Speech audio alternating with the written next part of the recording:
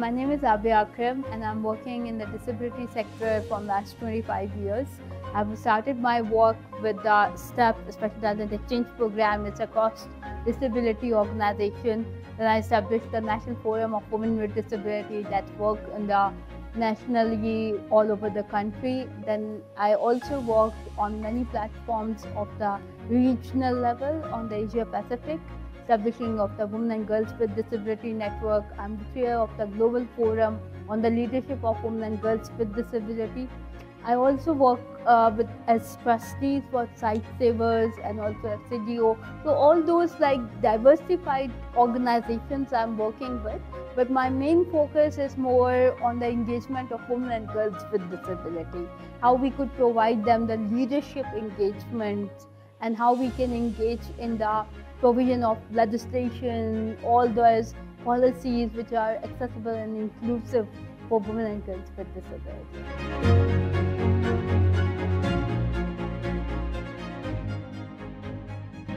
I'm using my power wheelchair. It has extra speed in it because I want to go very fast, and it was not possible without having the assistive device with me.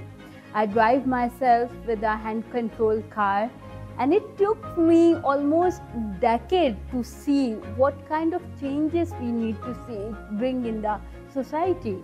Why persons with disabilities are not in the mainstream agenda? Why they are not visible? We have witnessed during the flood response, during the emergency response, billions of people, they were dying just because they were not having basic needs like education, employment, and it all linked with the provision of the assistive devices, because assistive devices and the technology is not available in the countries like us. Many of the developing countries are still struggling to reach on the point where they have access to those services. And once you give them those services, they are mobilized, they are living their own life, enjoying on the wheels. I'm not talking about only for the physical persons with disabilities. I'm talking about deaf, blind, intellectual disabled. They all need that kind of services that have easy to access and they can live with that and how they are using in their everyday life.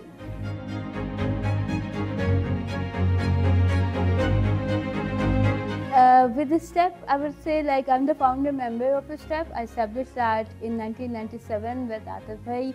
And when we established this organization, at that time we were thinking like we are the only one who is working as an organization of persons with disability.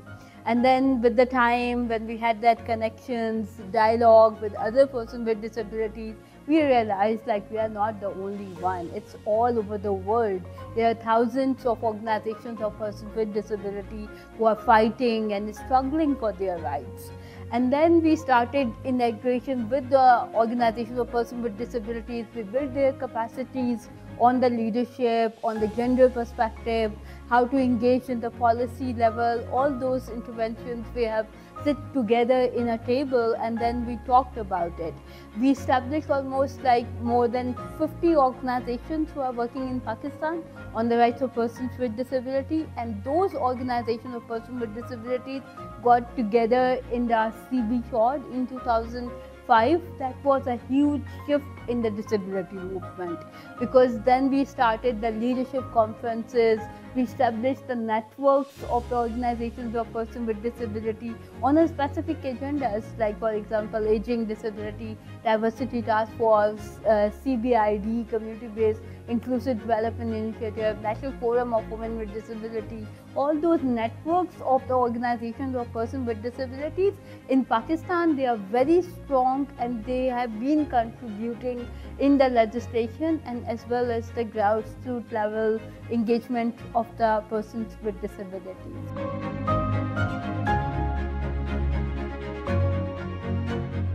For the assistive technology, obviously that was a new setup in Pakistan, because we were thinking like it should be locally available, affordable, and also how we are engaging persons with disabilities in the conversations of having the assistive devices or the technology, because without that it's not possible.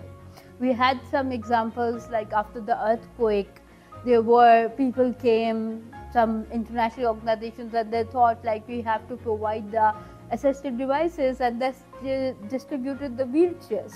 And after a week, we went to the areas in flood affected areas and we asked them, where are the wheelchairs? They said we sell that out and got the donkeys because they were more accessible as. Nobody have asked us what kind of requirement you have. So for the assistive technology, it's not a luxury for persons with disability, it's a basic need.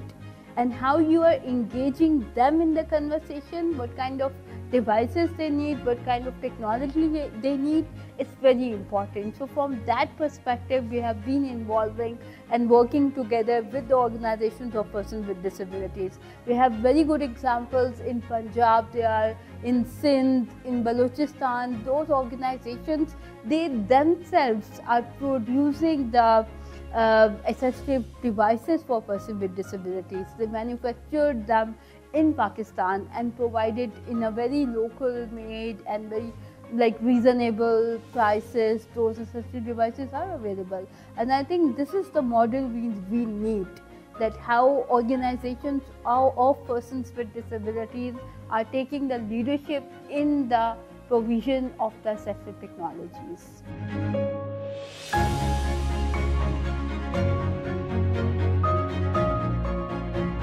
These consultations which we have organized in collaboration with GDI Hub and also UKAID and STEP, that was very important to bring the dialogue on the table, because the organization of persons with disabilities also participated, and we need to talk from the policy level interventions, like how the government engagement is critically important. We need to see from these dialogues, like organizations of persons with disabilities, they are taking the lead. But at the same time, the government engagement is so important that we reference to the Global Disability Sustainable Development Goals, also talking about the Global Disability Summit, which is upcoming in 2025, and also we have the laws and legislation, the ICT Rights Act. So reference to those documents is important to have that conversation. And these workshops have bring all the diversified groups in one table, and we talked about the inclusion of persons with disability and provision of the assistive technology. We also emphasized more from the academic perspective, because it was these consultations held in the NAS, the university, and that also helped us to bring more vision and engagements from the experts and how they are providing that kind of support.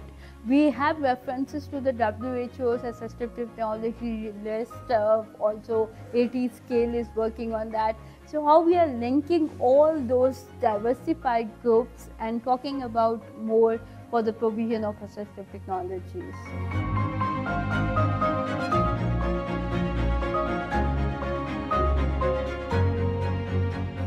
I would proudly say, like, we now have a disability rights legislation based on the human rights perspective, and that achievement was not possible without the support of the organizations of persons with disability.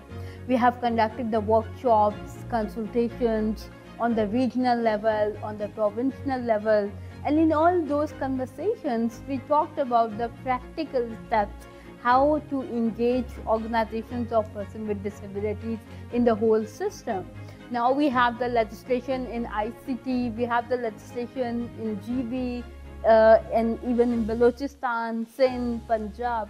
Only one province, the KPK, we still are in the advocacy form, but all the other provinces have approved the legislation, and in that legislation it's clearly indicating the needs and the importance and the rights of the assistive technology, whether it's education, it's health sector, because in the health also we need that technologies which are accessible and possible for persons with disabilities to use. We also talked about the employment opportunities with the corporate, with the development sectors, and in all that also we need to have the provision of the assistive technologies which are more accessible for persons with disabilities, and make them like available everywhere so they can access and they can enjoy their lives with the use of those technologies.